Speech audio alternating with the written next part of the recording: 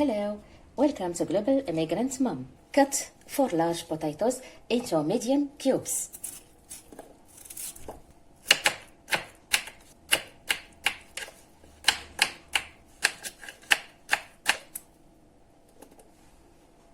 In a large bowl, put the potatoes. Add 3 tablespoons of olive oil.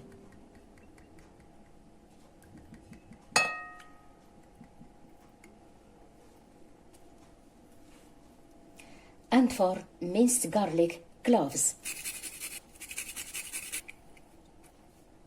Add 1 teaspoon of salt, half a teaspoon of black pepper, 1 teaspoon of paprika, and 1 tablespoon of dry thyme. Mix well. Put on an oven tray. Bake at 400 degrees Fahrenheit for 30 minutes until crispy.